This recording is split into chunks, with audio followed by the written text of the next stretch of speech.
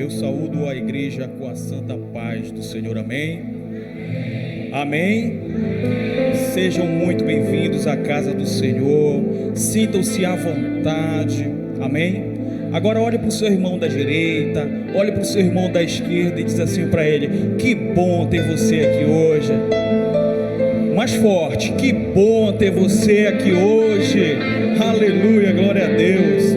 Amados, hoje o nosso culto é um culto muito especial, é um culto de Santa Ceia, onde comemoramos a festa da Páscoa, amém por isso? E ela é muito importante, tanto para o mundo judaico, como também para o mundo cristão. E nesse dia, o Senhor concedeu a você esse dia maravilhoso, para prestigiar esse momento ímpar, qual o Senhor os concedeu. E é nesse exato momento que Deus reservou esse dia maravilhoso para vocês estar aqui adorando o Senhor, entregando a Ele o melhor de vocês, amém? Afinal de contas, até aqui o Senhor nos ajudou. Amados, eu quero pedir à igreja para estar de pé para a leitura das Sagradas Escrituras, amém? Glória a Deus. Abra sua Bíblia em Êxodo capítulo 12 ao versículo 3 ao versículo 11. Para quem não sabe, Êxodo fica no Velho Testamento e é o segundo livro da Bíblia depois de Gênesis, amém? Êxodo capítulo 12, versículo 3 ao versículo 11, amém? Glória a Deus. Falai a toda a congregação de Israel, dizendo: aos 10 deste mês, tome cada um para si um cordeiro, segundo a casas do pais, um cordeiro para cada casa. Mas se a família for pequena para o cordeiro, então tome um só ao seu vizinho perto de casa, conforme o número das almas, conforme o comer de cada um. Fareis a conta para o cordeiro. O cordeiro ou cabrito será sem mácula, um macho de 1 ano, qual tomareis das ovelhas ou das cabras, e guardareis até o 14º dia desse mês, e todo o ajuntamento da congregação de Israel o santificará e sacrificará à tarde. E tomarão do sangue e poluão em ambas as ombreiras e na verga da porta, nas casas em que o comerem. Naquela noite comerão a carne assada no fogo, com pães asmos, com ervas amargosas a comerão. Não comereis dele nada cru, nem cozido em água, senão assado ao fogo, a cabeça com os pés e com a fressura, e nada dele deixareis até pela manhã, mas que dele ficar até pela manhã, queimareis no fogo. E toda a igreja junto, lendo o versículo 11, vamos lá, 1, 2, 3, assim pois, comerei os vossos lombos cingidos, aos vossos sapatos nos pés, e o vosso cajado nas mãos, e comereis apressadamente. Esta é a Páscoa do Senhor, aleluia, glória a Deus. Quem crê nessa palavra, levante as mãos e adore o Senhor em nome de Jesus. Amado, curve sua cabeça, com a mão direita levantada, a mão da bênção. Vamos orar. Senhor nosso Deus e Pai, pedimos para que o Senhor abra os nossos olhos, que enxergamos na Tua palavra a Tua vontade para nossas vidas, que o Espírito Santo abra os nossos corações e que sejamos capazes de cumpri-la mediante o Teu poder sobre nossas vidas. Nos vivifica, nos sela como garantia da vida eterna, nos dê ânimo para adorá-lo, encha de graça e amor para cultuarmos o Senhor nessa noite. Agradecemos, Senhor, pela dádiva do Teu Evangelho. Somos eternamente gratos a Ti e dedicamos as nossas vidas em amor ao Senhor por gratidão, porque o Senhor deu a última gota de sangue lá naquela cruz do Calvário, aquele sangue precioso. E hoje nós estamos aqui porque o Senhor ressuscitou no terceiro dia, com a glória e poder e majestade, e com as mãos levantadas, amado. Aplauda o Senhor, porque Ele está aqui no meio de nós. Aleluia, glória a Deus. Glória a Deus. Aleluia. Você pode levantar as suas duas mãos o mais alto que você puder e dar o teu melhor aplauso ao Senhor Jesus. Hoje é dia de festa, hoje é dia de celebração. Jesus se entregou naquela cruz, morreu, mas ao terceiro dia Ele ressuscitou. Quantos estão felizes nessa noite? Quantos estão felizes nessa noite? Amém. Vire para essa pessoa que está do teu lado e diga assim, ó: vamos celebrar ao Senhor. Vamos celebrar ao Senhor. Vamos fazer festa. Ele ressuscitou.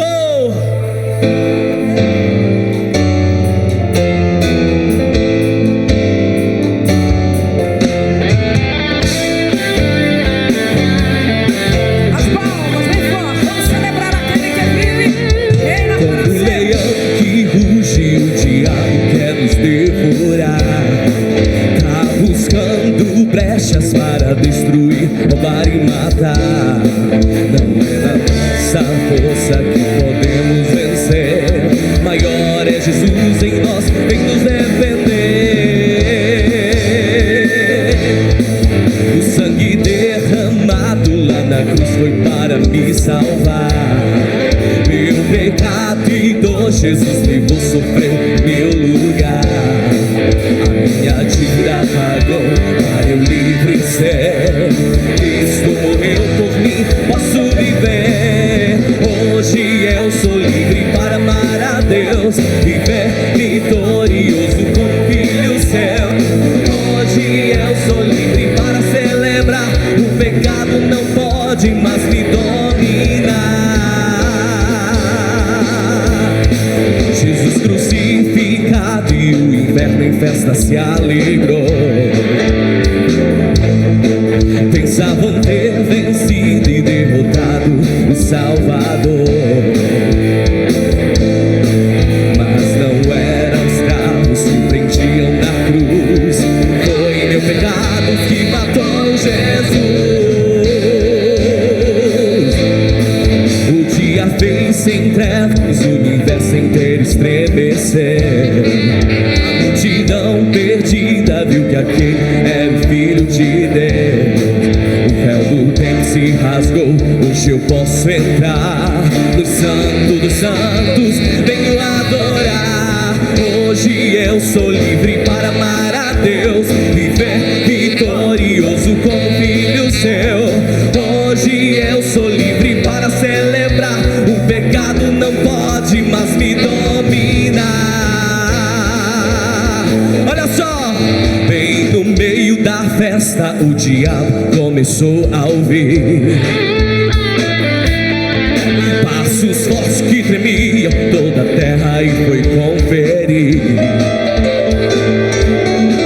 Quando as portas se abriram, o cordeiro viu, e como leão Jesus rugiu. Caiu como serpente, todo principado se prostrou. O leão de Judá pisou bem forte e os esmagou. Tomou a chave das mãos do diabo, abriu minhas cadeias e me resgatou. Hoje eu sou livre para amar a Deus, viver vitorioso como filho seu. Hoje eu sou livre para celebrar. O pecado não pode mais me dominar. E no terceiro dia a pedra do sepulcro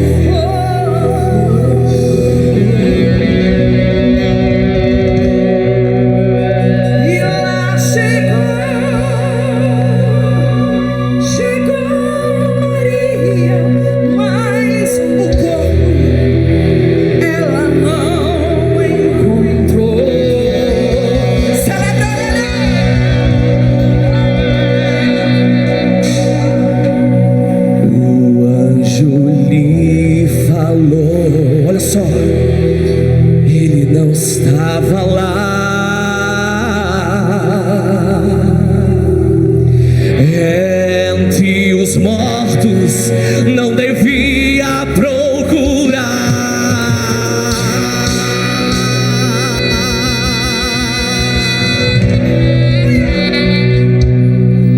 E o jardineiro perguntou: onde está o meu Senhor?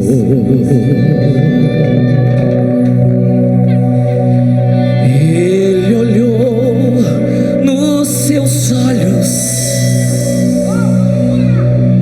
e pelo nome ele a chamou.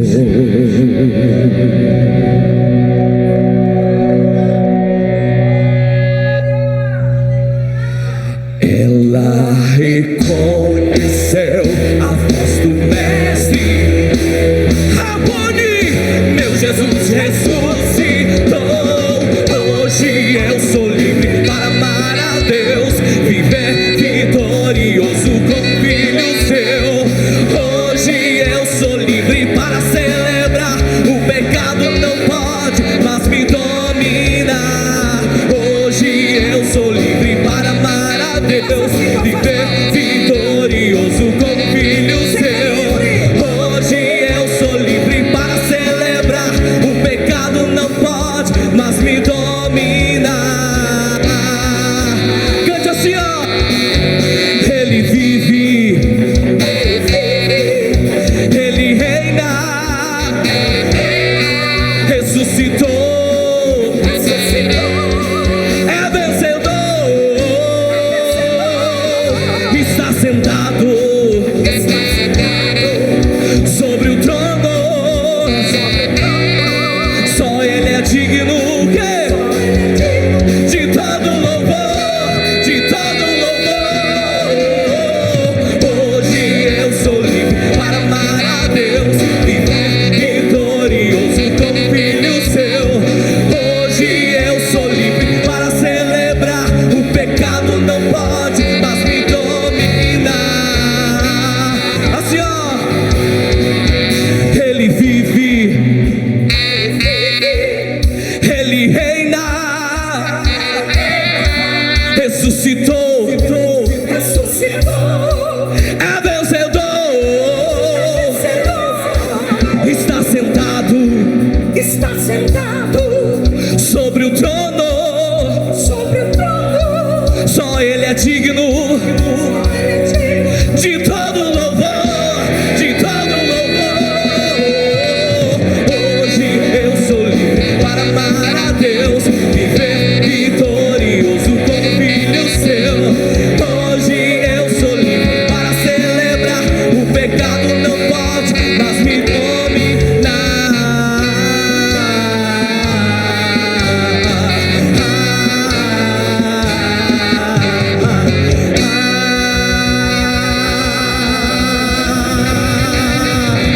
Ele é vencedor, ele é vencedor. Jesus é vencedor. Aleluia. Aleluia.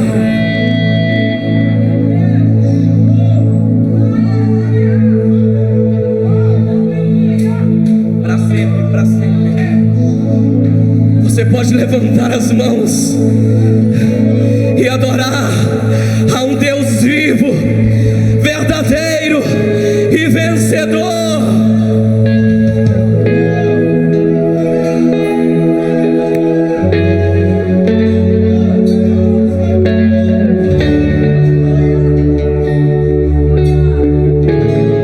Te adoramos, Jesus. Te adoramos, Jesus. Oh, aleluia.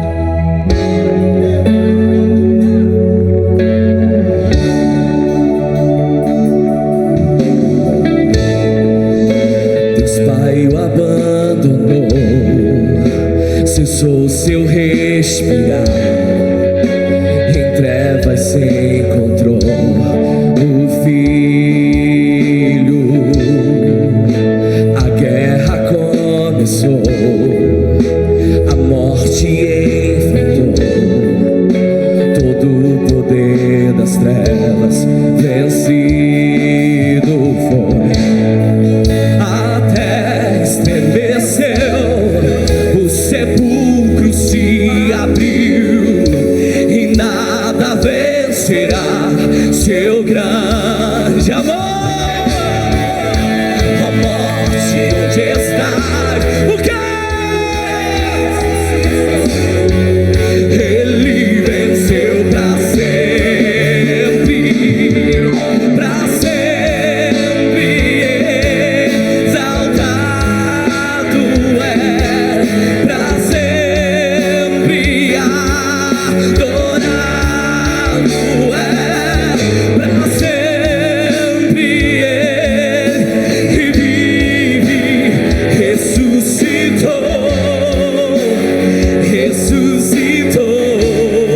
Olha só o que aconteceu. A terra estremeceu, o sepulcro, e nada vencerá seu grande amor. Ó morte, onde é que tu tá? O rei, ele venceu pra sempre, pra sempre exaltado é, pra sempre adorado é. Ele vive, ressuscitou, ressuscitou.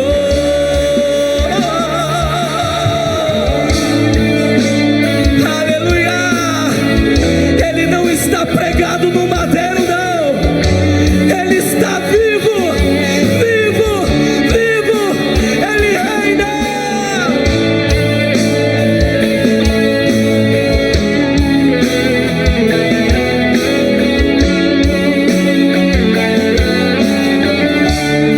Levante as mãos e diga assim, ó. Cantamos, a tua igreja te adora. Nós te adoramos, Jesus. A tua igreja te adora nessa noite. Cantamos, cantamos.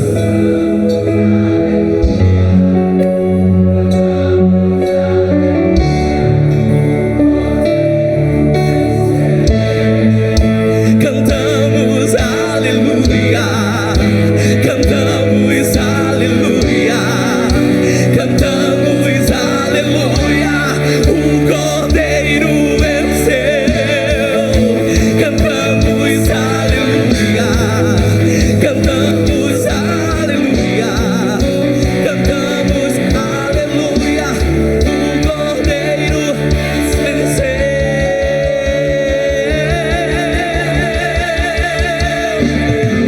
Pra sempre, pra sempre adorado é, pra sempre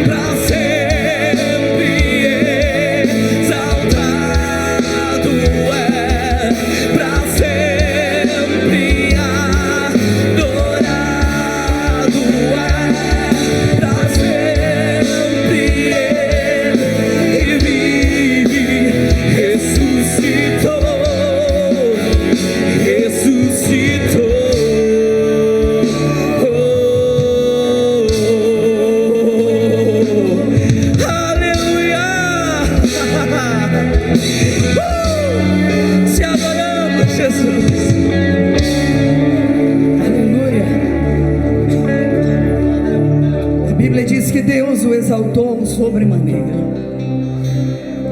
e lhe deu um nome que está sobre todo nome, e diante do nome de Jesus todo joelho se dobra, no céu os anjos, na terra os homens, e debaixo da terra principado e potestade tem que se dobrar diante do poderoso nome de Jesus. Você pode aplaudir a esse nome poderoso?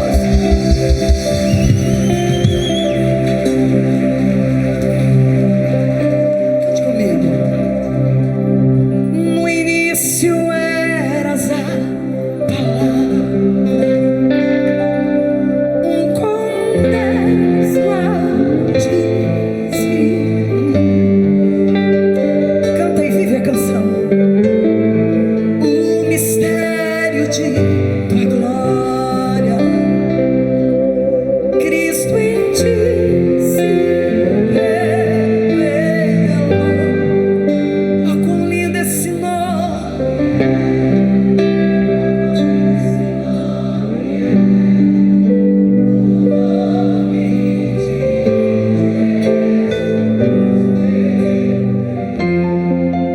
Oh, quão lindo esse nome é, maior que tudo ele é. Oh, quão lindo esse nome é, nome de Jesus. Olha que coisa linda. Deixou o céu para buscar-nos, veio para nos resgatar. Amor maior que meu pecado, amor maior que o meu pecado. Nada vai nos separar. Oh, quão maravilhoso é, oh, quão maravilhoso é o nome de Jesus, meu Rei. Oh, quão maravilhoso é, maior que tudo ele é. Oh, quão maravilhoso é o nome de Jesus. Oh, quão maravilhoso é o nome de Jesus.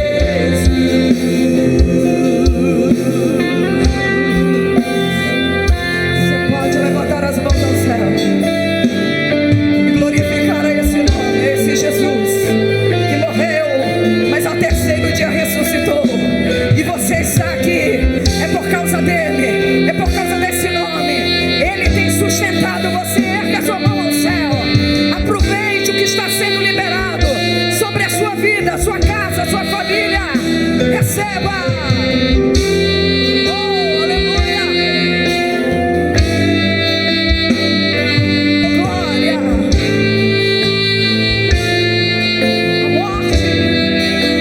A morte vencestes, o véu tu rompestes, a tumba vazia agora está. O céu te adora,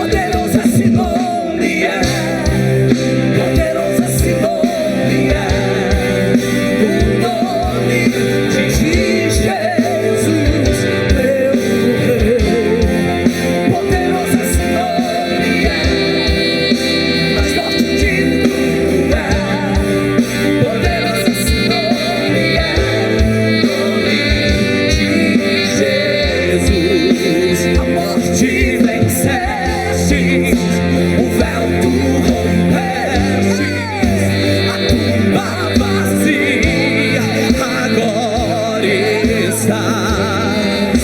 O céu adora, proclama tua glória, pois ressuscitaste e vives. És invencível, és invencível, inigualável, hoje pra sempre reinará. O céu é o reino, tu é a glória, acima de todo o nome estás. Poderoso esse nome é, poderoso esse nome é, o nome de Jesus, meu Rei. Poderoso esse nome é, mais forte que tudo é. Poderoso esse nome é, nome de Jesus. Poderoso esse nome é, nome de Jesus. Poderoso esse nome é, nome de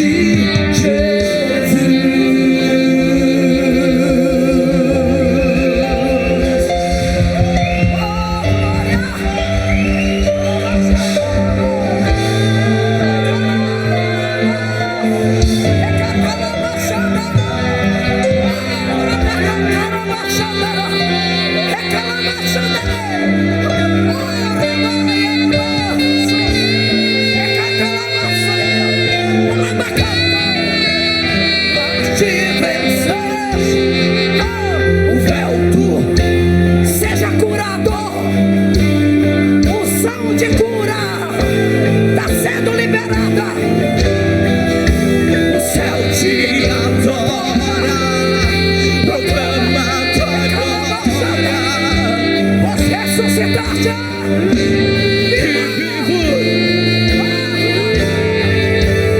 És invencível, inigualável, hoje pra sempre reinará. Teu é o reino, teu é o reino, tu é a glória, acima de todo o nome. Quero ver você, poderoso esse nome. Há poder nesse nome, há poder nesse nome. Erga a mão ao céu, erga a mão ao céu. Ora, receba graça, receba renovo de Jesus. Poderoso esse nome é, nome de Jesus. Poderoso esse nome é, nome de Jesus.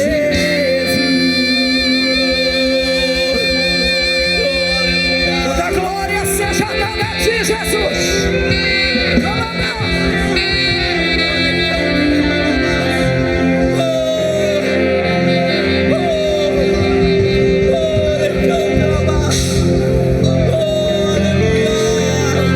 Aleluia. Continue com a sua mão levantada. Continue adorando ao Senhor. Abra seus lábios.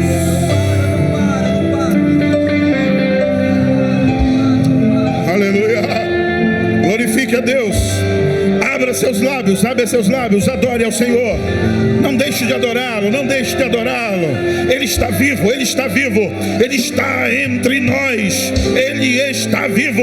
Ele ressuscitou. Ele está no meio da igreja. Ele cura, Ele salva, Ele liberta, Ele restaura, Ele fortalece, Ele anima, Ele enche de alegria outra vez. Churicanta labaçu e andecaias. Espírito Santo, sopra. Aleluia. Churicanta labaçu. Oh Espírito Santo de Deus, te move nesse lugar. A casa é tua, o povo é teu. Te move, Espírito de Deus. Aleluia. A igreja adora, a igreja adora. Continue adorando ao Senhor. Adore a Deus. Em nome de Jesus. Em nome de Jesus. Em nome de Jesus. Aleluia. Oh Espírito Santo de Deus, coloque a mão no seu coração. Coloque a mão no seu coração e diga a Deus: eu quero que o Senhor me enche. Pede. Fecha teus olhos, não olhe para ninguém.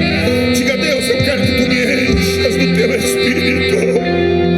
Eu quero ser cheio, eu quero ser tomado pelo teu Espírito Santo. Que o Senhor me encha de maneiras que não tenha espaço para mais nada dentro de mim, a não ser a tua doce presença.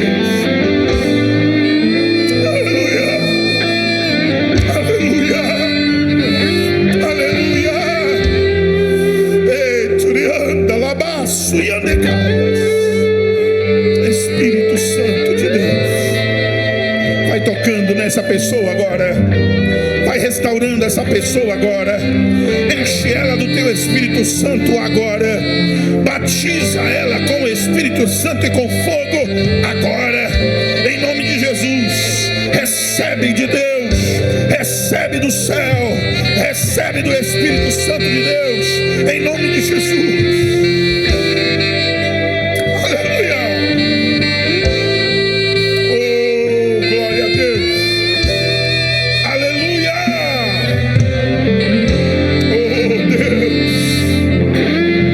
Suas mãos para cima, com muita gratidão no seu coração, misturando glória a Deus e aleluia. Aplauda esse Deus lindo, aplauda. Glória a Deus, aleluia.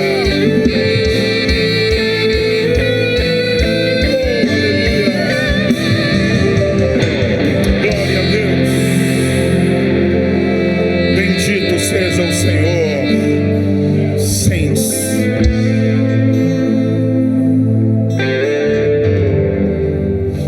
Glória a Deus.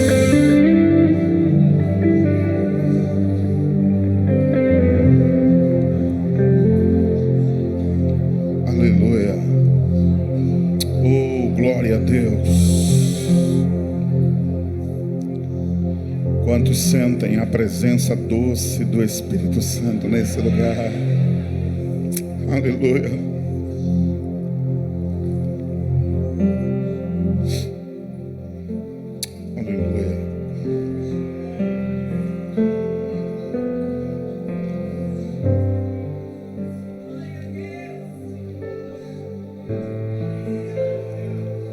Oh, como é bom, gostoso estar na presença do Eterno. Como é bom, como é precioso esses momentos na presença do Senhor. Aleluia. Eu quero trazer para você hoje uma palavra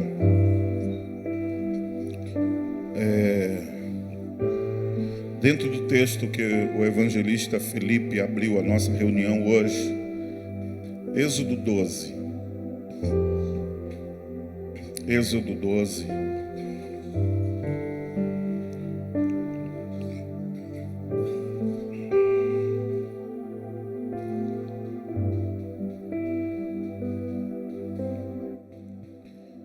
Êxodo 12 fala da instituição da Páscoa. Hoje nós estamos no chamado Domingo de Páscoa, o dia que Jesus ressuscitou. E eu queria compartilhar com você algo bem precioso sobre uma mensagem que a Páscoa traz para cada um de nós. Eu quero ler com você apenas um versículo. Meu óculos já não anda mais me ajudando, vou ter que trocar.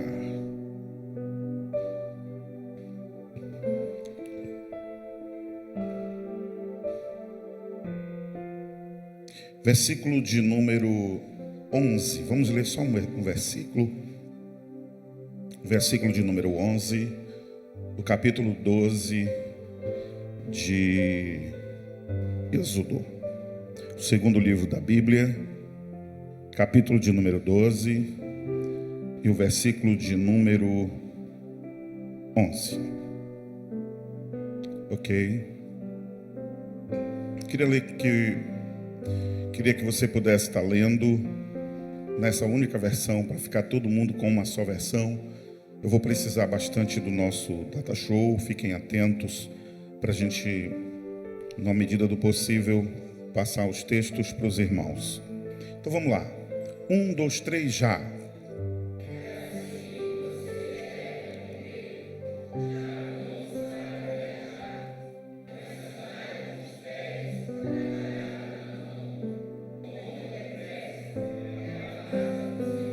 Repitam a última frase apenas. Diga bem gostoso. É a Páscoa do Senhor. Mais gostoso agora. Amém. Glória a Deus. Queridos, todos sabem que esse período do ano comemora-se a Páscoa. E ao longo de tempos, depois de muito distanciamento das coisas eternas, das coisas divinas, cultivou-se a ideia na mente de muita gente que a Páscoa tinha a ver com um coelho e ovos chamados ovos de Páscoa, ovos de chocolate, que na verdade foi uma tradição que foi copiada, que as pessoas trocavam ovos de galinha pintados.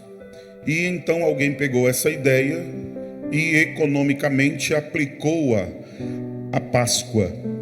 E isso deu tão certo que as pessoas esqueceram o verdadeiro símbolo da Páscoa, que era o Cordeiro. E nós temos o grande desafio, nós vamos ver isso nesse texto, de ensinar corretamente às nossas famílias sobre o real sentido da Páscoa e entender corretamente. Nós vivemos em um mundo moderno, aliás, pós-moderno, e que esse mundo que nós vivemos, ele é caracterizado pelo hedonismo. Hedonismo, para quem não sabe, é as pessoas centradas no seu prazer.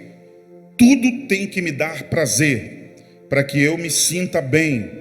E então, há agora algumas máximas colocadas por pessoas, personagens importantes, coaches da vida, que dizem que não importa o que você está fazendo, desde que aquilo lhe dê prazer. Se está lhe dando prazer, então, beleza. Se você está se sentindo feliz, então aquilo é bom. E vale lembrar que nem tudo que é bom, nem tudo que parece bom, vai realmente ser bom para mim. E eu preciso aprender isso. Então, as pessoas foram perdendo, apesar de o Brasil ser considerado um país cristão, é muito comum você chegar com pessoas ditas cristãs que não conhecem as Escrituras Sagradas.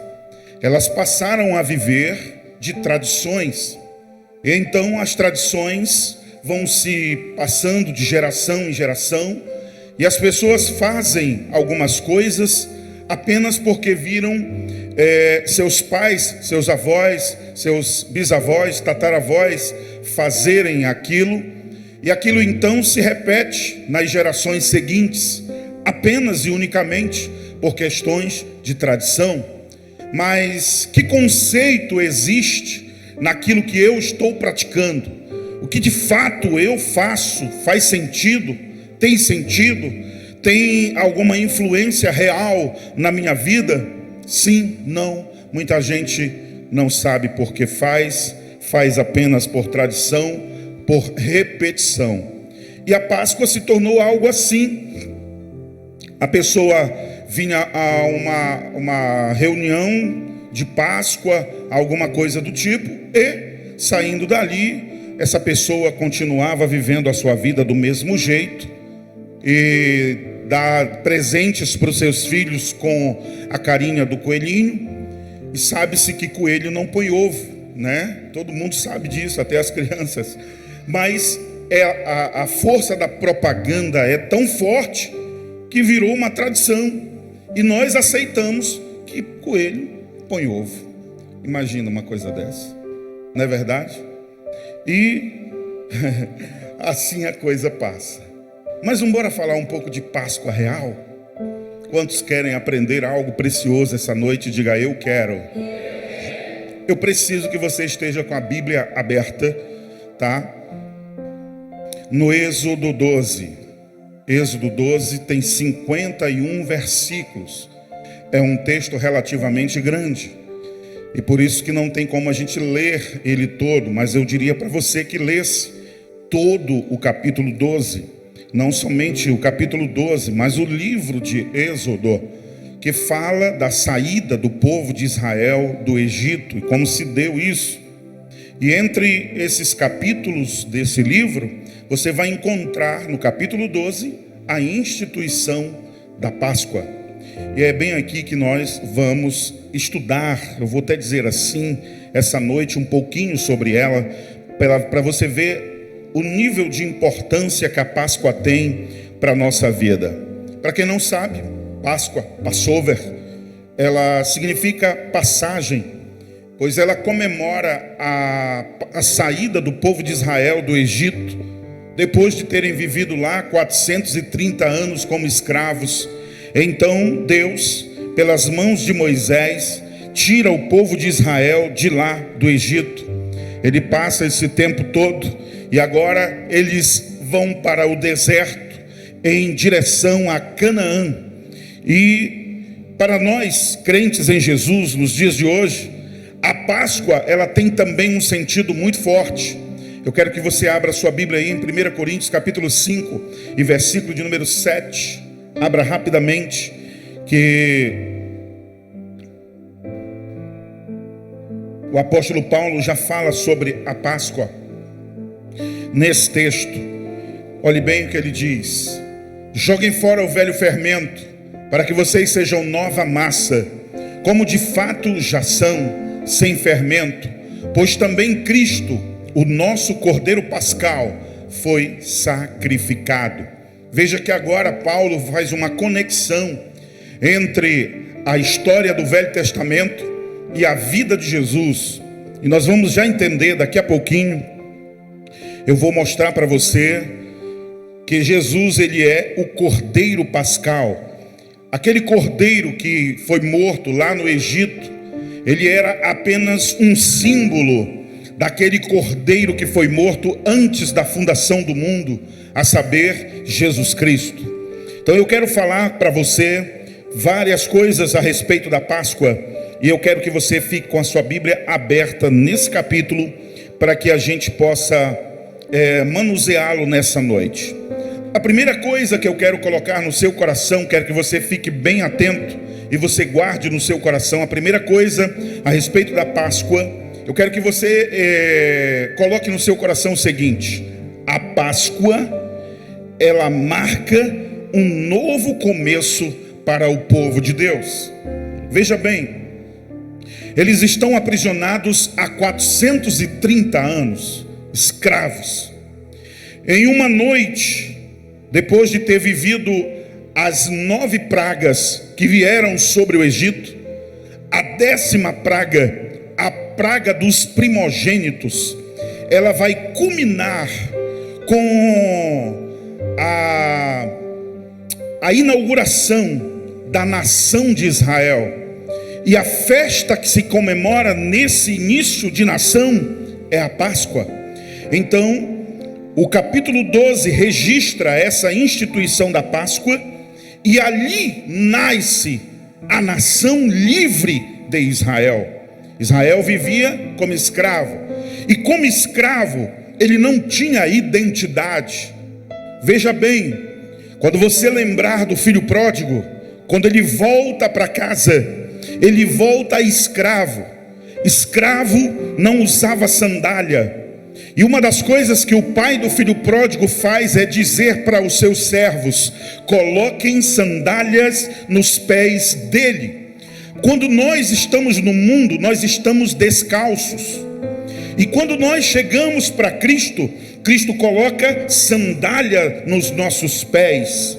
E aqui, quando eu passo a ter identidade de filho, porque antes a minha escravo não tem identidade.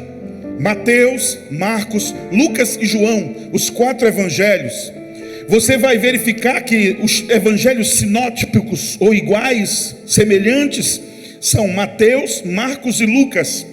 No evangelho de Mateus existe genealogia, no evangelho de Lucas existe genealogia, mas no evangelho de Marcos não existe genealogia. Por quê? Porque o evangelho de Marcos, ele foi escrito para mostrar Jesus como o servo, o escravo, para alcançar o povo romano. E escravo não tem genealogia, não tem identidade. De onde tu veio? Não sei. Para onde tu vai? Também não sei. A minha vida é sem sentido. Mas quando você recebe a Cristo, então você se torna filho de Deus, e agora você tem origem, você sabe para onde vai, você deixou de ser uma pessoa na vida aleatória. Agora sim, de onde você veio? Eu vim de Deus. Para onde você vai? Eu vou para Deus de novo, em nome de Jesus. Alguém entendeu isso aqui? Aplauda ao Senhor Jesus e dê glória a Deus. Naquele momento também inicia o novo calendário judaico.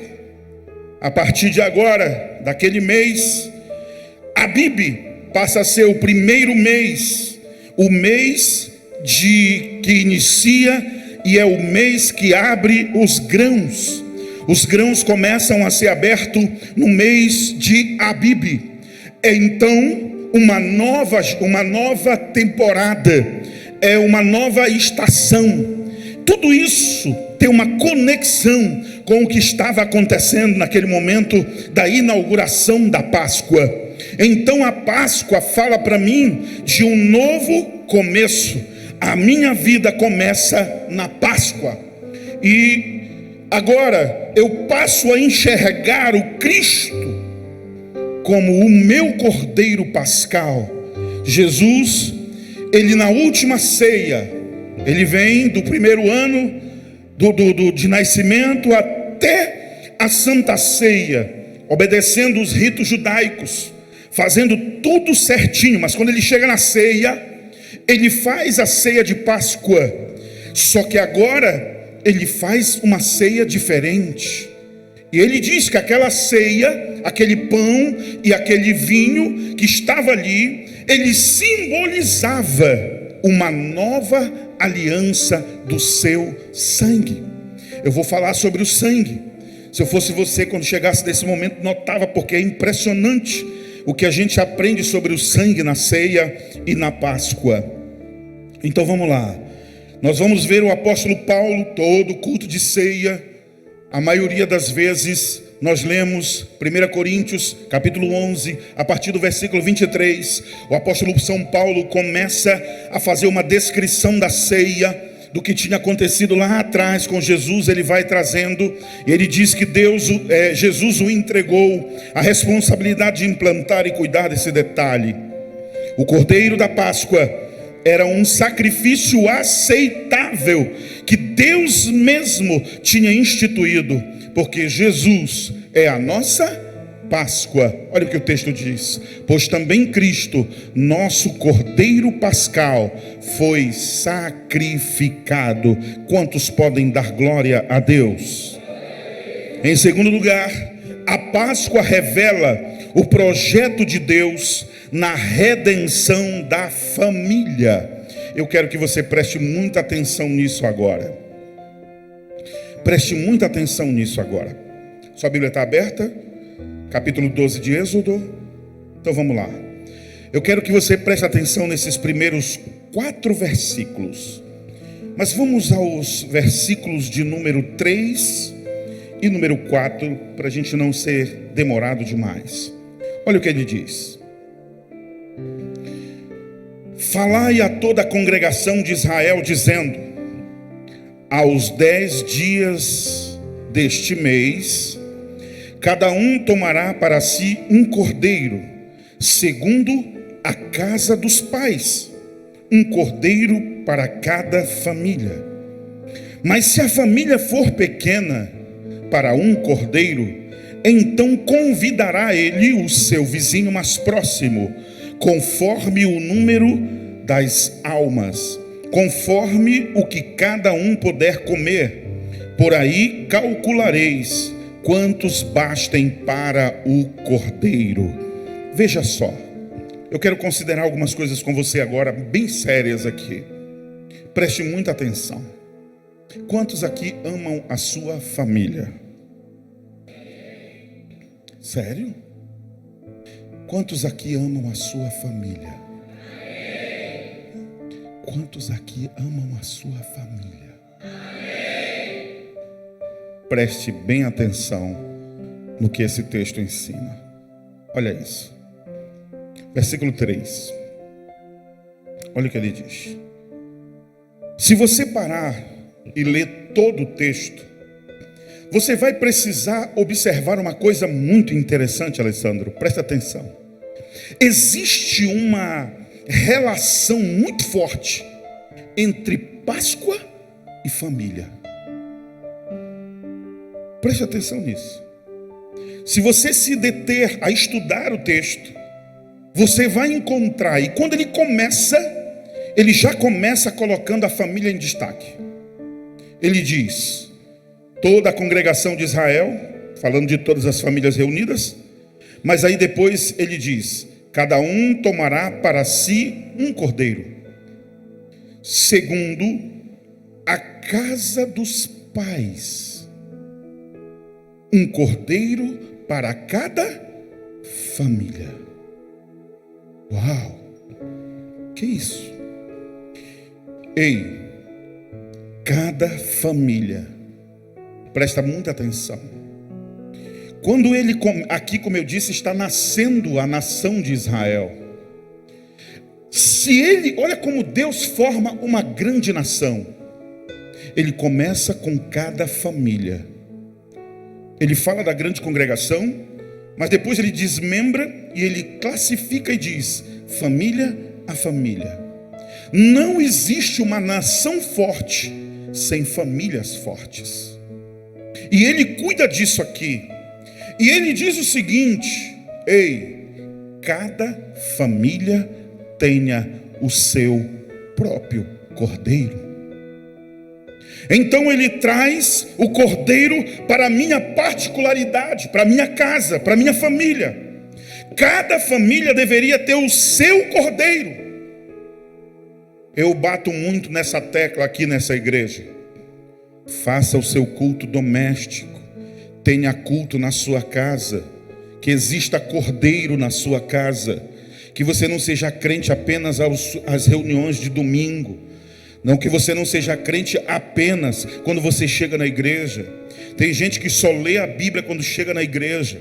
Tem gente que só ora quando está na igreja. Mas olha, veja o que ele diz. Ele traz uma ênfase muito forte. E você precisa considerar isso. A família é o princípio. Antes, lá no início do Éden, quando Deus está formando o homem, ele faz o homem, depois ele faz a mulher, logo ele une os dois e ele constitui a família. Não existia nação, não existia igreja, não existia nada.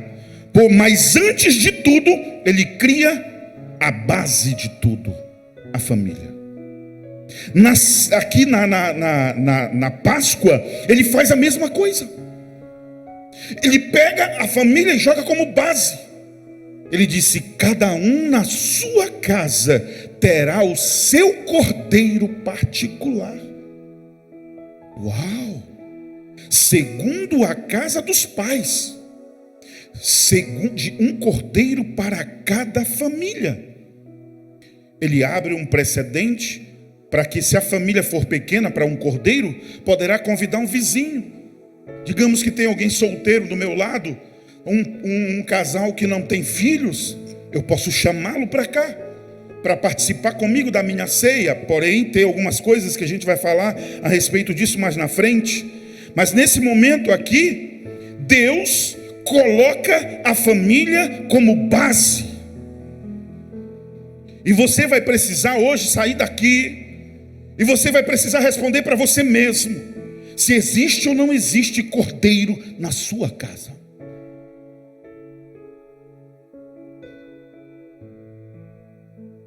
Existe essa ênfase muito forte na família. Nenhuma nação é mais forte do que as famílias que a compõem. Nenhuma família é mais forte, nenhuma nação é mais forte do que as famílias que a compõem. Guarde isso no seu coração. Nós vamos ver Deus fazendo a Páscoa, e você vai verificar que a Páscoa não é simplesmente um feriado nacional, como tem muitos feriados. Não. Porque o sentido do feriado da Páscoa, ele é um feriado religioso para o povo de Israel. E ele tinha a ver principalmente com a família. Eu estava pensando.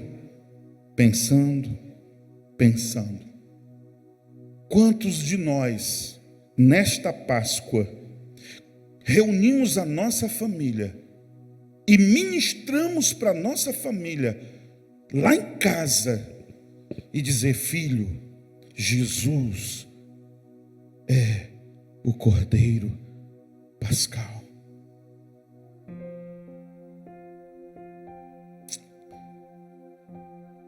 A gente sai para ir para a igreja, a gente sai para ir para um evento, mas em casa tem cordeiro?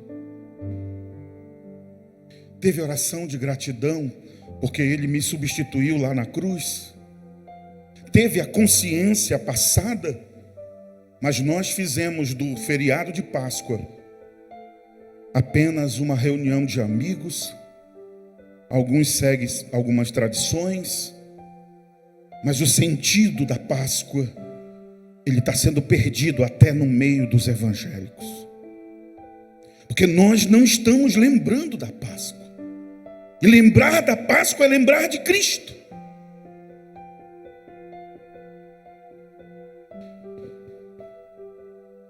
Eu preciso considerar algumas coisas. Quando eu olho o versículo 3, eu vejo que o cordeiro apronta. Quando eu vejo no versículo 3 aqui, olha: cada casa tenha um cordeiro. Cada casa tenha um. Diga assim: o cordeiro. Mais gostoso, me ajude aí, vai, diga: o cordeiro aponta para o sangue. O cordeiro, o propósito do cordeiro é apontar para o sangue. Eles tinham que imolar o cordeiro, botar o sangue numa bacia, pegar isopo, uma planta, pegar o sangue e passar nos umbrais das portas da sua casa, para que houvesse proteção. Eu quero falar disso mais aqui na frente um pouquinho. Então, era necessário compreender que o cordeiro, ele está apontando para alguma coisa. A gente não pode, pessoal, passar por isso despercebido, sem ensinar, sem doutrinar a nossa casa, a nossa própria família. Falar disso dentro de casa. Em segundo lugar, a menção da família ou da casa fala de uma celebração doméstica. A Páscoa, gente, antes de ser uma celebração coletiva, ela é uma celebração doméstica. E ela precisa ser vivida assim. Todos os meses, nós temos uma Santa Ceia apenas. No primeiro domingo do mês. É uma Páscoa que nós estamos celebrando. Porque para os judeus instituiu-se a Páscoa. Para os cristãos instituiu-se a Santa Ceia. Por isso nós vamos fazer hoje uma Santa Ceia de Páscoa. Mas é importante entendermos o seu significado. Agora, veja bem que o próprio texto, no versículo 3, ele diz assim, olha, falem a toda a congregação de Israel. Aí ele já não está falando de uma família isoladamente, mas ele está falando da soma de todas as famílias. E é bem aqui que é interessante que Deus manda que Moisés reúna toda a congregação para uma cerimônia de Páscoa. Sim, tem essa ordem. Mas antes deveria ser feito em casa. Mas essa palavrinha que nós encontramos no texto, lá no Velho Testamento aqui, ela é kahal no Velho Testamento, no hebraico. E ela significa a mesma coisa que é traduzida aqui no Novo Testamento por eclesia ou eclésia, que é o que a gente conhece muito bem como igreja. Então a Páscoa, ela é também uma celebração da igreja, sendo que não nos mesmos moldes do judaísmo, mas entendendo que Jesus é o Cordeiro Pascal da nossa Páscoa. Quem entendeu até aqui, diga amém. Agora veja o verso 4, põe o 4 para mim agora aí. Olha só, presta atenção.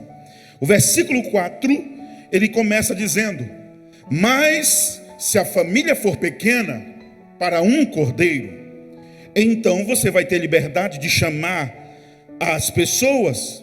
Por quê? Porque a festa da Páscoa não era para alguns apenas. Quando Deus institui a Páscoa é para todos. Assim como a salvação é para todo mundo, e a Bíblia diz que Deus deseja que todo homem conheça a salvação, assim também a Páscoa é para todos. Nós vamos ver daqui a pouco como eu posso fazer parte da celebração da Páscoa. Agora repita depois de mim para fixar na sua cabeça. Diga assim: o Cordeiro Pascal é para todos? Fale com essas duas pessoas do seu lado e diga: o Cordeiro é para todos? Amém? Versículo 3, volta lá. Uma coisa você precisa colocar no seu coração: a família tinha que celebrar a Páscoa juntos. Olhe lá, junta a família, não é para ser separado. É por isso que na Santa Ceia eu não posso participar dela se eu tiver com raiva do irmão, se eu tiver brigado com o irmão, se eu não falo com meu irmão na fé. Então eu não posso participar da ceia, porque a ceia é para todos. O cordeiro foi morto para todos. Então precisa ter reconciliação. Guarde isso no seu coração. A família toda precisa estar debaixo do sangue. A família toda precisa se alimentar do cordeiro. A família precisa celebrar o memorial de geração em geração. Isso está no versículo 14. Nós vamos dar uma olhadinha mais carinhosa nesse ponto lá na frente.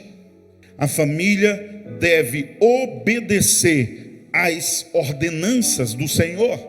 Guarde isso no seu coração. A salvação da família. Agora preste muita atenção. Quem é pai aqui? Levante a mão para me ver. Quando eu digo pai, pai e mãe misturado aí. Pais. Só os pais levantam a mão assim para me ver. Beleza. Segura essa aí. Olha para cá. Olha para cá e presta muita atenção nisso aqui. Olha o que a Páscoa tem. Salvação da família. Deixa eu perguntar de novo.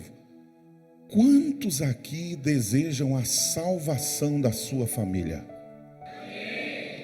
Não, fala sério. Quantos aqui desejam a salvação da sua família?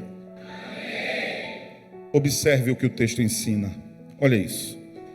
A salvação da família exige a diligência dos pais. Para que se pudesse cumprir a Páscoa, os pais precisavam ser diligentes. Como? Vejam bem. A Páscoa, ela estava em cima da 10ª praga, lembra? A 10ª praga era a morte dos? Todo pai tem um primogênito, não é verdade? No meu caso aqui com a Cleide é unigênito, né? Mas é o meu primogênito também. Eu tenho outros filhos espirituais espalhados, graças a Deus. Agora olhe para cá. Imagina, Lucas, que tu tem um filho. E tu diz, hoje é dia de Páscoa aqui em casa. E você vai ficar com a gente para Páscoa. Aí ele diz, eu não quero. Eu vou brincar bola. Aí o Lucas relaxa e deixa o filho dele ir brincar bola. No dia da Páscoa, lá no velho Israel, o que ia acontecer com o primogênito dele? O quê? O quê? Se você lê o texto, você observou que a proteção, ela estava dentro de casa. A regra da obediência era manter o menino trancado dentro de casa. Ninguém podia sair. Você sabe o que você precisa fazer? A sua casa tem 4 pilares. Conforme Provérbios, capítulo 5, Eliezer, não é 5. 3:5, se não me falha a memória. Mas existe 4 pilares que uma família precisa ter para segurar essa família em pé. Agora olha para mim, presta atenção. Se o meu primogênito fica fora, e eu não fui diligente em bater na tecla, não, filho, você precisa obedecer. A palavra de Deus diz assim: não, filho, não. Agora o meu filho quer desobedecer a palavra, e você deixa ele desobedecer. Você tem que ser diligente, vigiar, cercar de maneiras que o seu filho não desobedeça, porque se ele desobedecer, ele vai ser morto, porque a casa onde protege ele é você. E tem que estar com sangue nos umbrais das portas. Imagina que o teu filho chega contigo e diz assim: pai, que é isso? Vai morrer muito cordeirinho, eu não queria que matasse os bichinhos. Não, filho, aqui em casa a gente não mata cordeiro. O que tinha acontecido? A casa dos israelitas também tinha tido morte, por falta de firmeza. Muitos de nós, pais, estamos frouxos demais com os nossos filhos diante daquilo que eles precisam aprender e obedecer. Eu não gosto desse texto. Eu vou ensinar minha filha a não ser submissa. Eu não acho isso aqui correto. Tu está brigando com a palavra de Deus, gente. Não é com o pastor da igreja, não. Coloca o teu filho em posição de desobediência a essa palavra e você vai perdê-lo. Pastor, papai, hoje eu não quero. Tem uma festinha bem ali, tem culto, mas eu quero ir para a festa. Manda ele para a festa. Tira ele do culto e manda ele para a festa. Deixa o teu namorado, o namorado da tua filha, do teu filho, ir para o quarto, lá dentro da tua casa. Deixa.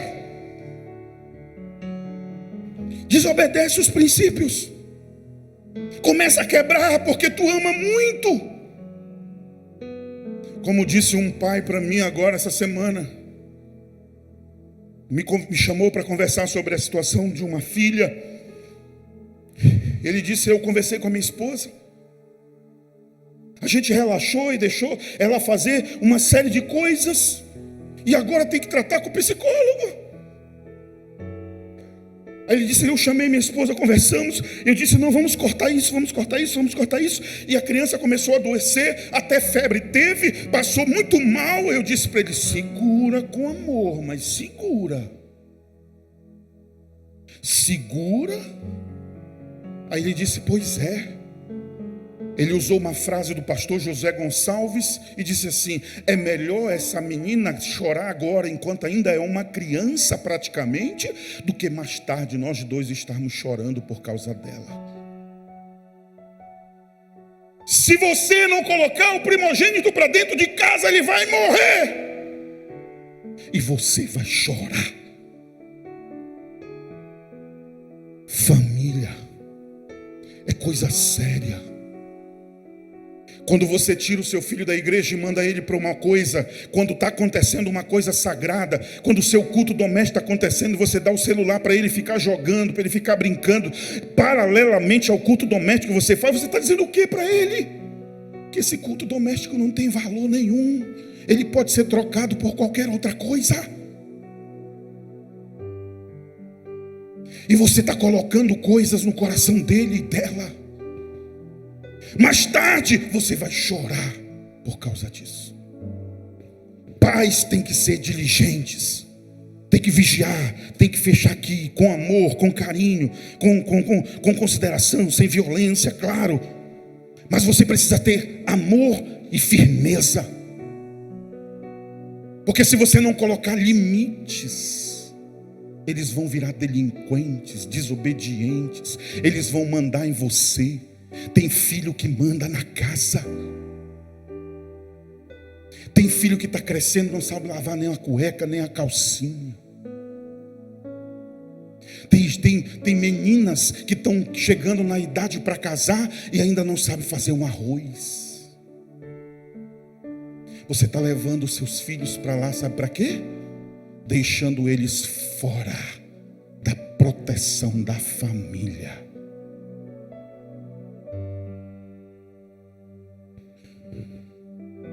Isso aqui é muito sério.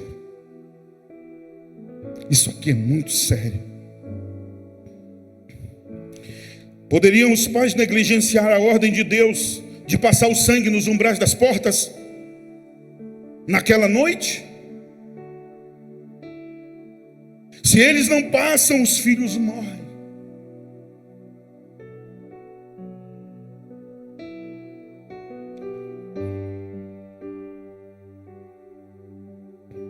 Se você ler o texto, a noite toda eles estavam acordados em vigília. Está ouvindo? Não, a gente já fez aqui passamos o tá. Só que ele disse, opa, verso 11, né? Quer ver aí? Eu acho que é o 11. Olha como eles tinham que esperar o momento da Páscoa. Assim vocês devem comê-lo, prontos para viajar, com sandálias nos pés e cajado na mão. Dormir? Nunca. Vigilante o tempo todo. Estou de olho na minha filha. Como é que está rolando a escola mesmo? O que é que está acontecendo lá no trabalho? O que é que está? E todo o tempo vigilante. O que é que está acontecendo com seus filhos? Você sabe? Eu sei. Olha, isso é uma lição da Páscoa. Porque tem filhos morrendo por aí. E a culpa é dos pais. Porque deixaram os filhos do lado de fora. Não obedeceram aos princípios da palavra. Se você ler essa Bíblia, ela vai lhe ensinar princípios. E se você obedecer, você protege a sua casa. Quem entendeu isso, diga amém. A salvação da família exige confiança plena na palavra de Deus. Imagine se alguém da família não quisesse passar o sangue na porta. Vai sujar. Eu pintei agora esse dia, gastei uma grana para pintar essa casa. Agora tu vai passar sangue aí. Ah não, esse Moisés está ficando caduco. Tinha tido morte na casa.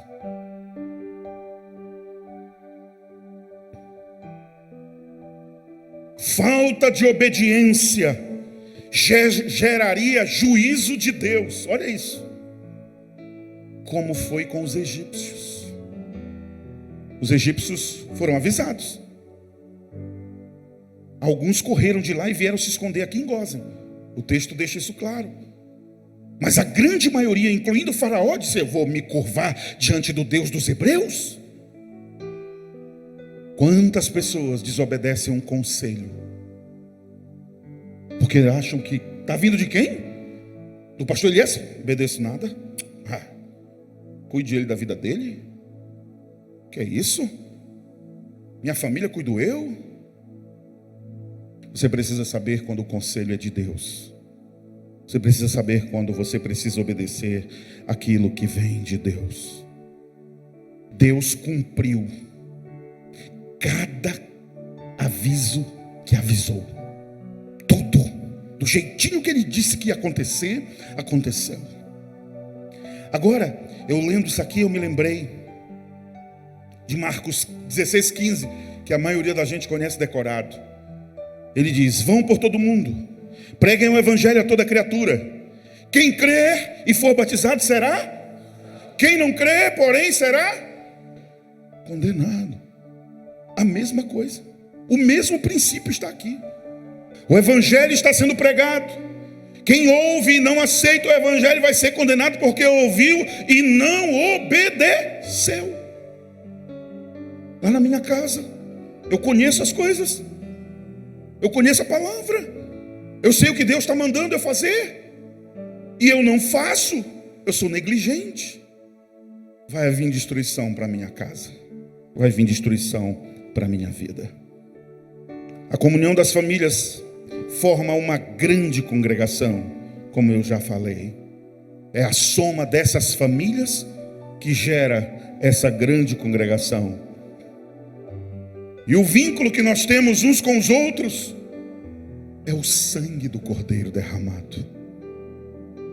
Todo mundo matou o Cordeiro, todo mundo passou o sangue nos umbrais das portas, e houve livramento nas casas.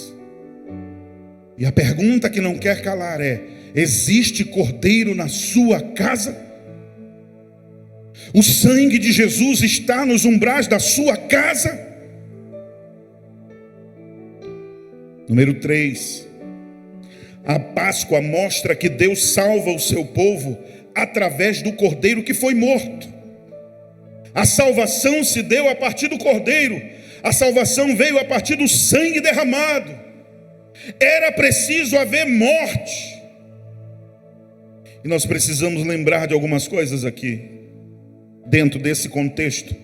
Do versículo 5 ao versículo 13, você vai encontrar o que eu estou dizendo agora. Presta atenção. Olha que coisa interessante. Quando eu olho para esse texto, no versículo 3 e no versículo 4, ele fala do cordeiro. Ele diz assim: cada um tomará para si um cordeiro, segundo a casa dos pais. Um cordeiro para cada família. Agora presta atenção. Esse cordeiro aí era aquele cordeirinho da Páscoa deles. Mas a Bíblia fala de um outro cordeiro, o Cordeiro de Deus. Aí eu quero chamar a sua atenção para uma coisa. Gênesis 22, 7. Gênesis 22, 7. Abre lá rapidinho, 7 e 8. Bem rápido. Gênesis 22, 7 e 8. Olha isso. Lembra da história do sacrifício de Isaac? Isaac está subindo com seu filho. Abraão levando o Isaac, vão subindo o Monte Moriá. E Abraão sabia que ele ia imolar Isaac. Aí chega num dado momento, Isaac pergunta: olha aí, eis o fogo e eis a lenha, mas aonde está o cordeiro para o holocausto? Essa pergunta, ela vai ficar pelo Velho Testamento todinho.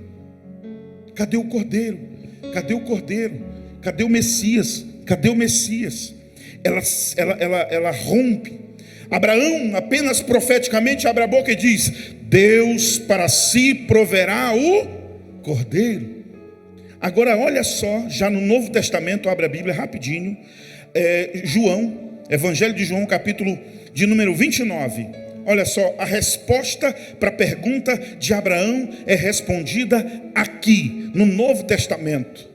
Vamos lá, João 1:29. Olha que coisa interessante. João 1:29. Vamos ler? Eu queria ouvir sua voz agora. 1, 2, 3, já.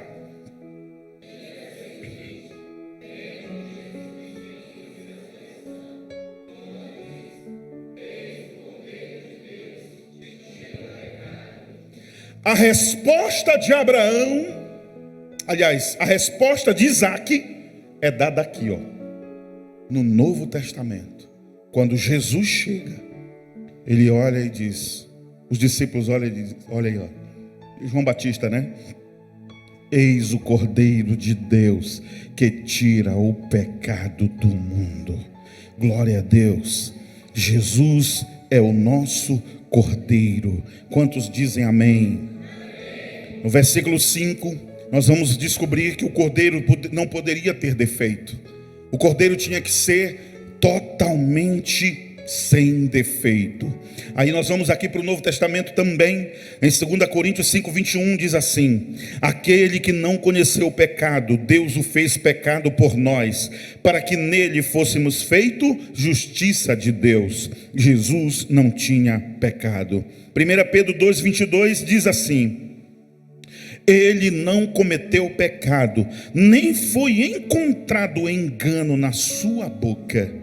1 João 3,5 diz a seu respeito: e vocês sabem que ele se manifestou para tirar os pecados, e nele não existe pecado. Todos eles falando de Jesus, o Cordeiro sem pecado. Quem pode dar um glória a Deus aí?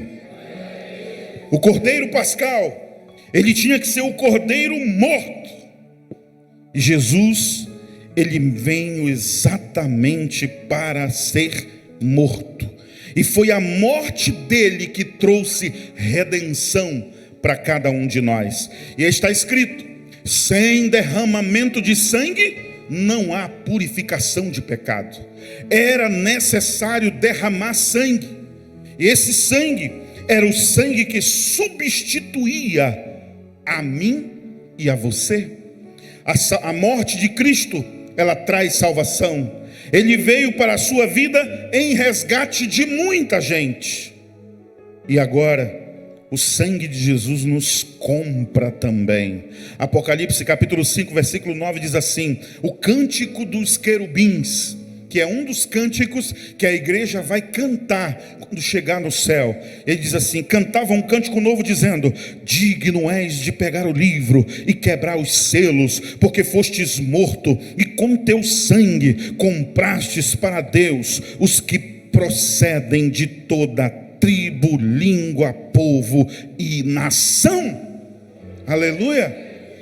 Você está no meio desse pacote? Quem aqui foi comprado pelo sangue de Jesus? Glória a Deus. Agora veja só uma coisa interessante. O Cordeiro da Páscoa é o Cordeiro do sangue aplicado. O sangue tem uma significação muito importante. Presta atenção agora para você entender isso aqui. O sangue é um sinal de distinção. Ouve isso aqui agora. O sangue é um sinal de distinção. O que foi que distinguiu quando o anjo da morte passa pelo Egito? O que foi que distinguiu os egípcios dos israelitas? O sangue nos umbrais das portas. Só existe 2 tipos de pessoas no mundo. Quando eu falo de sangue, só existe 2 tipos. Número 1, aqueles que foram lavados pelo sangue do Cordeiro. Número 2, aqueles que ainda não foram lavados e continuam nos seus pecados. Só existem esses 2 tipos de pessoas. No dia de Cristo, o que vai importar não é a sua religião, não são os seus méritos, não são suas obras, não foi o que você fez ou deixou de fazer. No dia de Cristo, o que vai adiantar é se você está ou não debaixo do sangue de Jesus. É se você aceitou a esse Cristo ou não. É isso que vai importar. O apóstolo Pedro fala sobre isso na sua primeira carta, no capítulo 1, no versículo 17. E ele fala que nós fomos comprados, não com prata ou com ouro, mas nós fomos resgatados da nossa vida inútil, do que os nossos pais nos legaram, e nós fomos comprados pelo precioso sangue de Jesus. Amém? O sangue, em segundo lugar, o sangue é sinal de salvação. Diga, sangue é sinal de salvação. Enquanto o anjo da morte passava, vistoriando as casas, onde tinha sangue na porta, era como se ele lesse assim: aqui a justiça já foi feita. Passa, a conta desse aqui já foi paga. Vamos dizer que, vamos mudar o nome dele aqui, vamos chamar anjo da cobrança. Preste atenção numa coisa que você precisa entender. Deus é amor, sim ou não? Mas Deus também é justiça. Ou seja, Deus não tolera injustiça. Como nós somos pecadores, então nós temos um débito com Deus. Essa conta tem que ser paga. Eu não posso viver com aquela dívida, porque se eu morrer com aquela dívida, eu vou para o inferno. Agora, o que é que o Cordeiro faz? O que é que o Cordeiro faz? Jesus, o Cordeiro de Deus, ele vai para a cruz como Cordeiro, ele morre, derrama sangue, e a última palavra de Jesus na cruz foi: está consumado. Tetelestai no grego. Sabe o que significa a palavra? Significa pago completamente. Existia uma dívida minha e sua, só que ele vai para a cruz e ele paga. Tinha uma dívida aí contra o Eliezer? Tinha. Quanto custa? Tanto. Estou pagando. Como eu estou pagando? Com o meu sangue. E eu sou inocente, não tenho dívida, estou trocando de lugar com ele. Agora ele é inocente e eu sou culpado. Então ele assume a minha culpa, mas para cumprir a justiça, ele tinha que morrer. Ele tinha que morrer, porque a alma que pecar, essa morrerá. Então ele tinha que morrer, porque quem tinha que morrer era eu. Só que como ele me substituiu, pagou a minha conta, então eu não morro, morre ele. E é isso que ele fez. Ele pagou a sua dívida. E hoje o diabo vai bater na sua porta e vai querer acusar você. Aí sabe o que ele olha para você e sabe o que ele vê em você? Ele vê em você a marca do sangue do Cordeiro. Aleluia. Era como se você tivesse aqui, ó. Se você tivesse uma promissória, e agora, quando o diabo chega para cobrar a promissória na porta da sua casa, aí tem aqui uma palavrinha escrita bem aqui assim, ó: pago.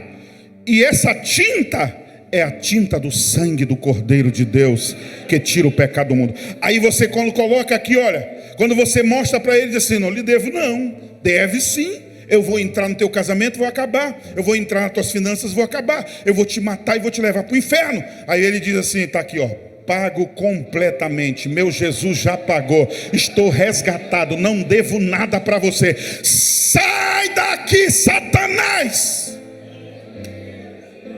E ele tem que ir embora. E tu sabe de uma coisa? Ele deu a maior ratada da vida dele lá na cruz, porque ele lutou para matar Jesus. Ele trabalhou para matar Jesus. E Jesus foi muito esperto. Ele não cometeu pecado. Como nós acabamos de ler aqui, 3 textos que mostram que Jesus era o Cordeiro inocente, que não tinha pecado. Só que o diabo achou que ele, como homem, havia pecado em algum momento e ele não percebeu. Então ele vai e mata quem? Ele mata um inocente. Quando ele mata um inocente, ele perde o direito de matador. Isso você vai ter que aprender lá em Levítico 25, lá para trás, porque o matador só podia matar alguém quando esse alguém não estivesse em uma cidade de refúgio. Mas quando ele está na cidade de refúgio, ele não pode morrer, porque ele pecou, mas ele pecou não desejando pecar, foi deslize, caiu, vacilou, ele matou alguém por acidente e tal, então ele se esconde na cidade de refúgio, ele se guarda lá, ele fica guardadinho lá por um tempo, até a morte do sacerdote. Quando o sacerdote morre, ele pode sair e viver a sua vida normal. Preste muita atenção, querido, o diabo dá uma errada muito forte, ele mata Jesus, e Jesus era... Ele não podia matar inocente. Ele perde o direito de matador. Ele quebra um princípio. E agora, quando o diabo bater na tua porta, só apresenta para ele o sangue de Jesus. Apresenta o sangue de Jesus para ele. Tu já prestou atenção que tem uns endemoniados que saem com o sangue de Jesus? Já prestou atenção? Quem expulsa demônio não é o sangue de Jesus, é o nome de Jesus. Mas ele tem medo do sangue. Por quê? Porque o sangue acusa ele.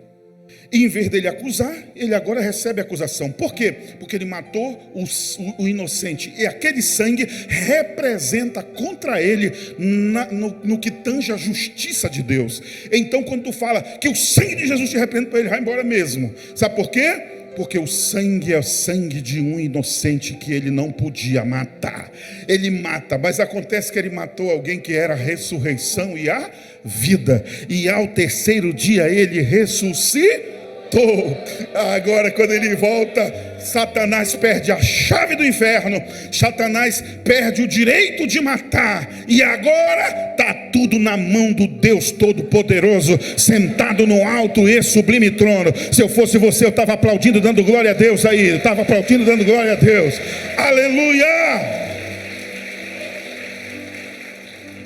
Só o sangue de Jesus, só o sangue do Cordeiro era que retinha a espada do juízo.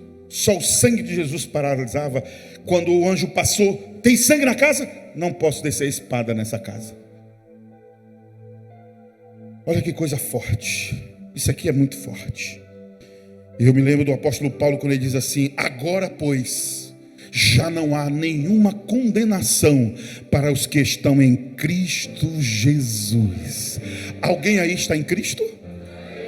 Tem alguém em Cristo aí? Não, para quem está em Cristo está muito devagar. Tem alguém em Cristo aí?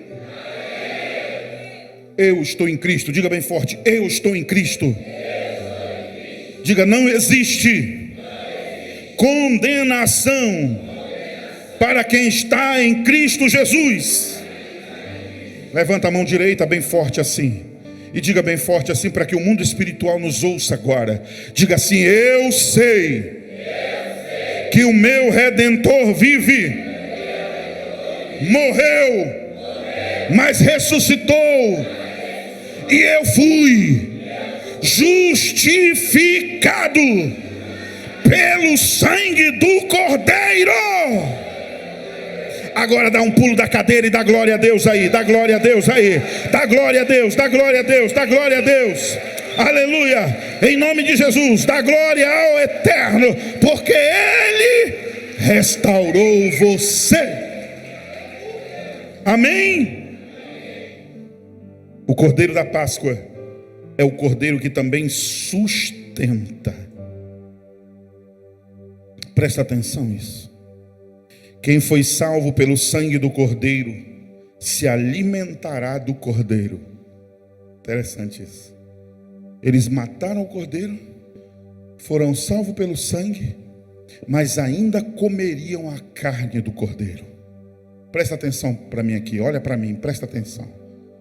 Jesus salvou você pelo sangue derramado lá na cruz. Você pode dizer amém? Amém. Só tem um detalhe: não é só o sangue dele que vai te ajudar, a carne dele também vai te ajudar.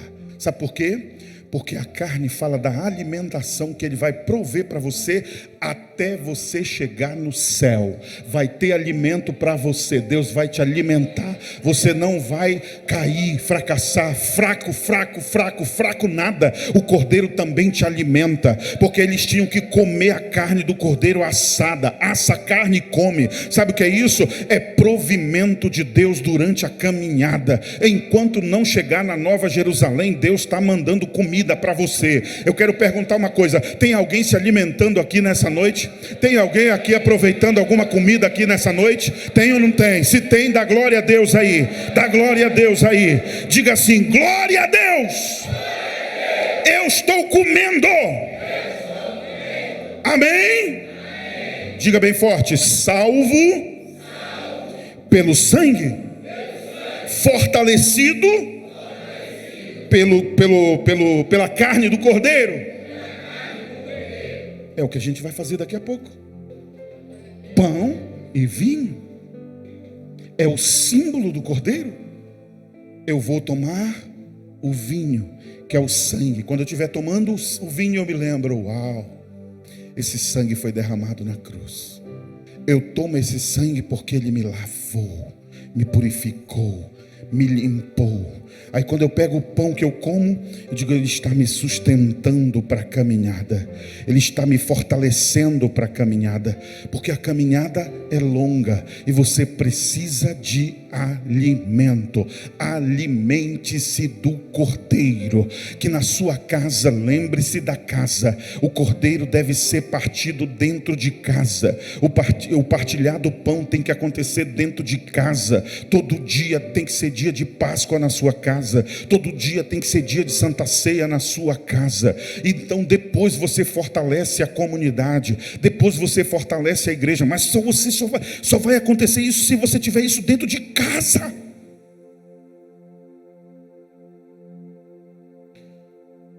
Os alimentos da Páscoa: carneiro assado, ervas amargas, pão sem fermento. Eu vou parar aqui porque não dá para terminar, mas eu ainda tinha um monte de coisa para dizer para você. Mas eu não quero que vocês tenham fastio. Eu não quero que vocês saiam daqui cheio demais aí. Oh! Vai acontecer isso com vocês?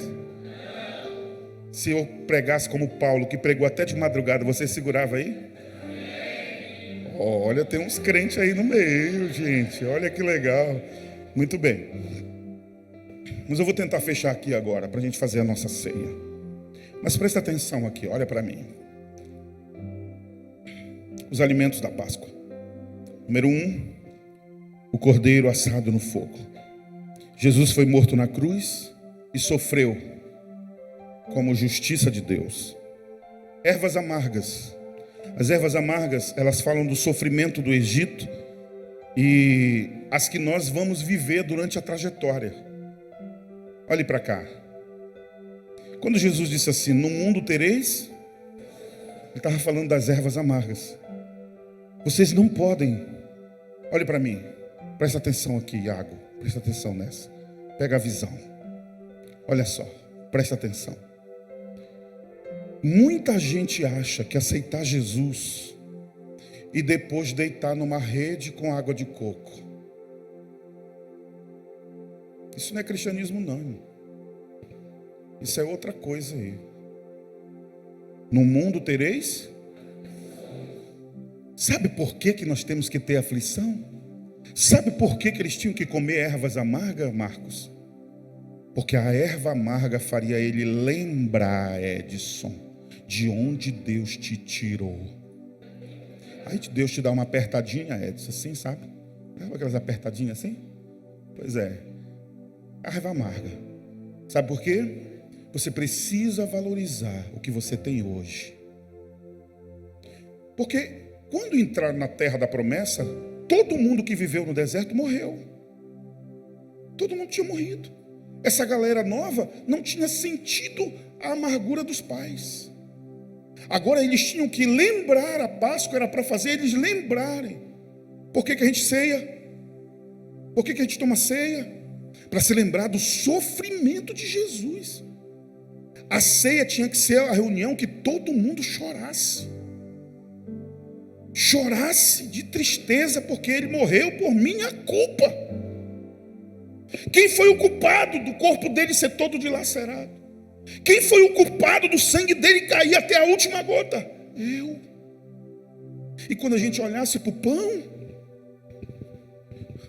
o temor de Deus toma conta do nosso coração e a gente diz: uau, foi por mim, o culpado foi eu.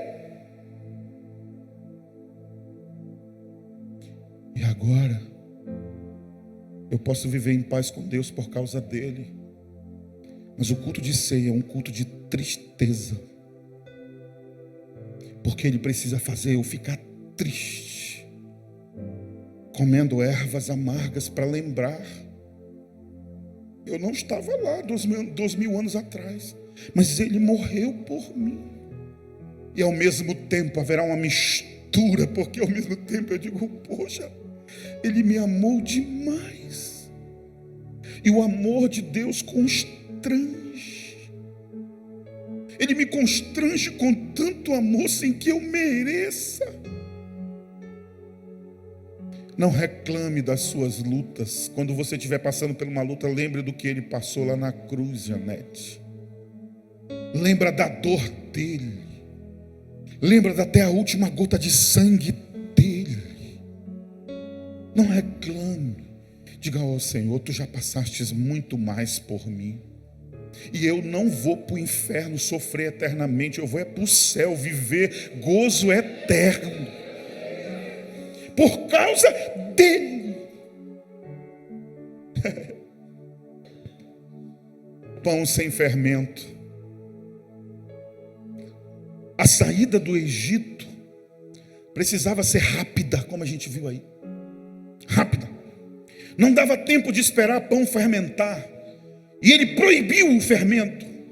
Ele disse, vocês não comam, não ponham fermento na massa.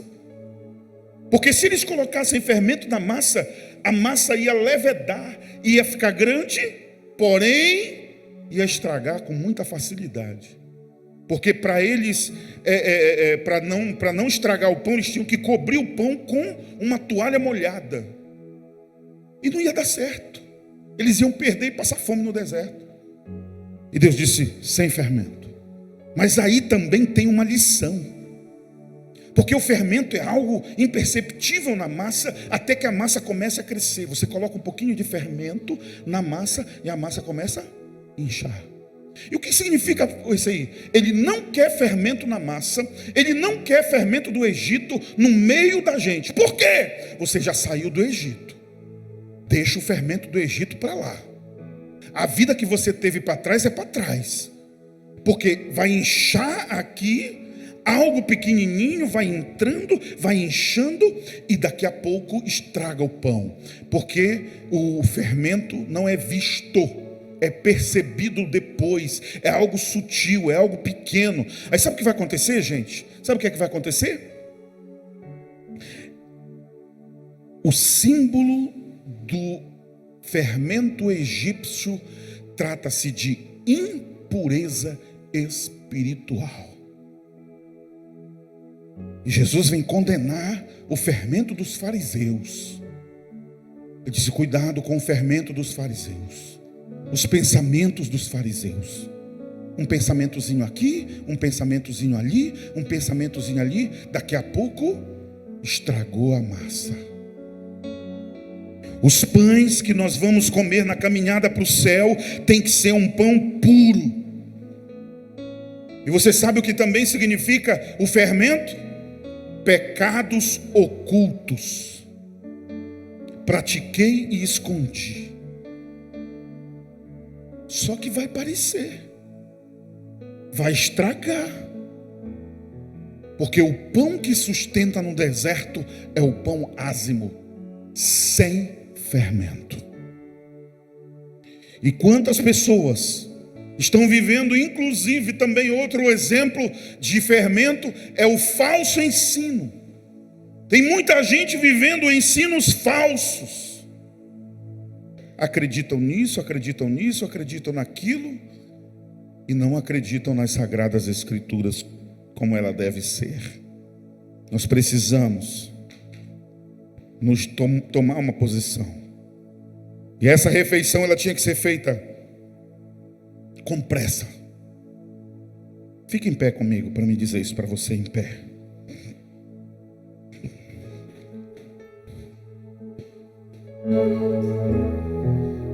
Diga bem assim, versículo 11, põe aí para mim. 12, 11.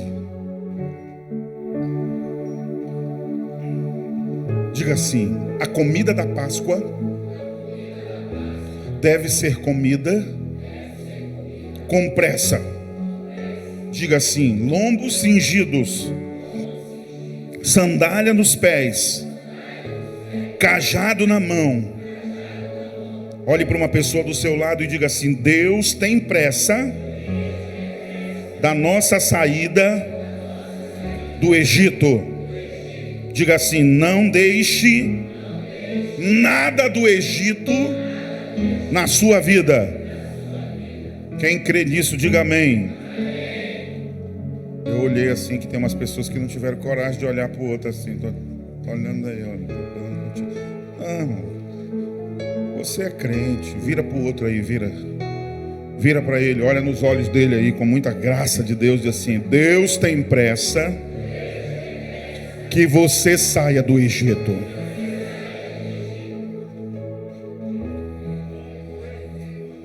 Tem crente ainda aí? Sobrou algum crente aí? Diga de novo para ele aí: Deus tem pressa que você saia do Egito.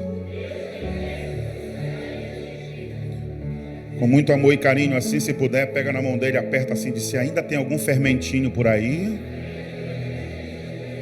Diga assim: joga fora o fermento. Fala bonito, diga: joga fora o fermento. Amém? Quem vai jogar fora o fermento aí, diga amém. Presta atenção numa coisa agora que eu vou dizer para você. Eu já disse outras vezes aqui, mas eu vou falar com você agora. Olha para mim.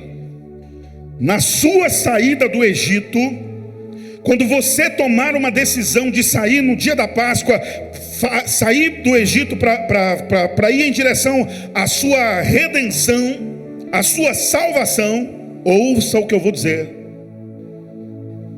Faraó vai querer negociar com você. Você toma uma decisão e disse: vou perdoar, vou amar, vou relevar, vou abraçar, vou ajudar, vou deixar essa vida para trás, não vou mais mentir, não vou mais me prostituir, não vou mais enganar. Quando você tomar essa decisão e dizer: vou levar o cordeiro para dentro da minha casa, aí o faraózão se levanta, diz: calma aí, eu já estou tirando essas pragas, essas pragas que estão vindo aqui. Calma aí. Êxodo 8:25, o faraó chega com Moisés e diz assim: sirva a Deus aqui mesmo. Já viram alguém dizendo assim: tu não precisa mudar de religião para te mudar de vida?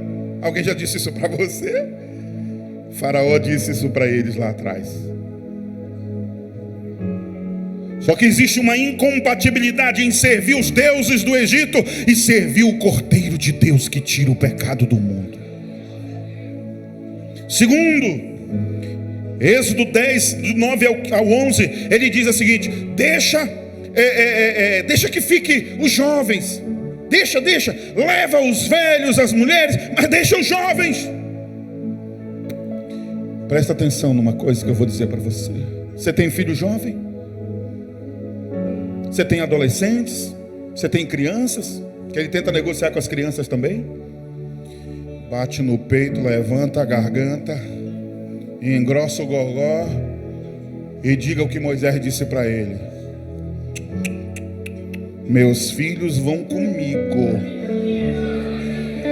na minha casa eu vou matar um cordeiro. Negociar para deixar meu filho para trás? Nunca! O que é preciso fazer, eu faço, mas o meu filho não morre, o meu filho não fica no Egito, o meu filho não vai ficar no meio dessa bagaceira. Eu vou levar ele comigo para o céu, ele vai comigo para a igreja, ele vai servir ao Senhor junto comigo, e eu vou bradar bem forte: eu e a minha casa serviremos ao Senhor.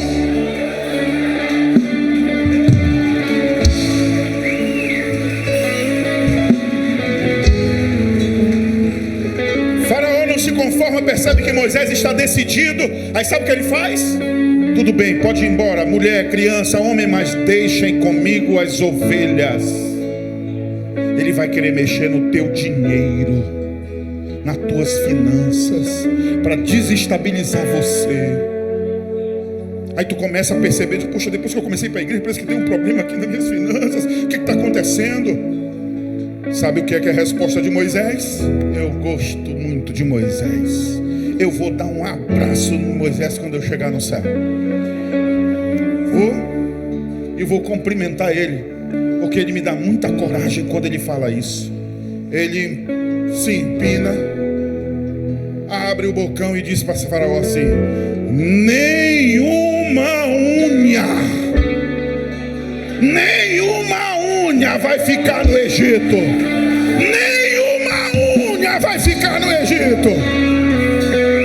Aleluia. Não vai ficar minha mulher, não vai ficar meu marido, não vai ficar meu filho, não vai ficar minha filha, não vai ficar meu sobrinho, não vai ficar ninguém na minha família, e também não vai ficar R$1, não vai ficar 1 centavo. É de Jesus, tudo que é meu é de Jesus. Vai sair comigo daqui do Egito tudo. Aleluia. Deus entra com juízo contra Faraó, mas dá livramento para o povo de Deus. E o povo de Deus sai caminhando vitorioso. E pensa num povo rico. Saíram muito rico do Egito, porque Moisés disse assim: vão até a casa dos egípcios e peça ouro, peça prata, vai pedindo, porque estão tão agoniados que eles vão dar tudo, e a gente vai sair daqui podre de rico. Você não vai passar necessidade. Deus vai abrir a porta, Deus vai fazer mudanças de vida, Deus vai restaurar, Deus vai fortalecer, muita coisa vai mudar, mas a gente não negocia com Faraó. Aleluia. Diga para 2 pessoas perto de você, mas fale com profeta, fale com fé, e diga assim: Egito não é lugar de crente. Egito não é lugar de crente. Te mexe aí, irmão. Fala com um, fala com outro. Lugar de crente é no altar. Lugar de crente é na Páscoa. Lugar de crente é com Cristo. É vitória.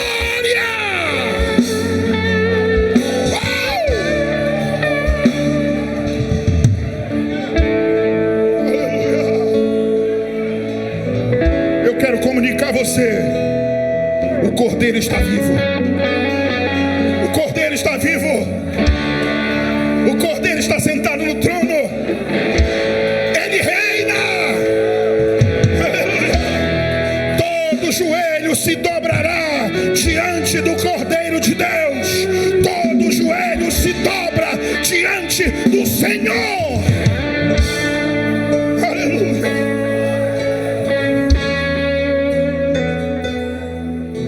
Aleluia.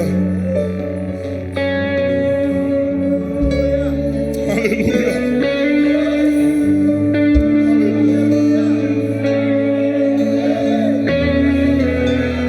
Aleluia. Aleluia. Aleluia. Aleluia. Oh, aleluia.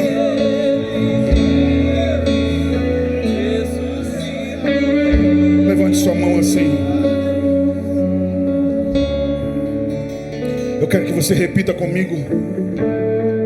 Se for de coração, melhor ainda.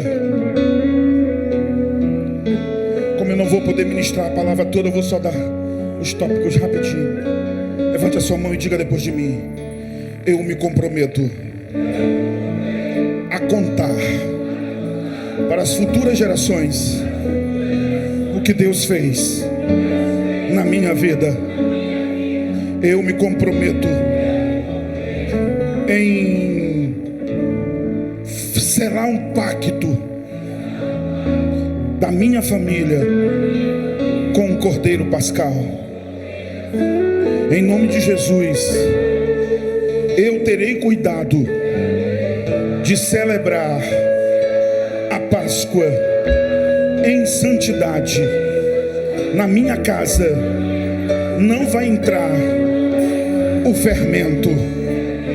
Em nome de Jesus, eu declaro que a minha Páscoa é Jesus. Eu conheço o Cordeiro de Deus que me redimiu e me salvou. Em nome de Jesus. Aplauda ao Senhor bem gostoso.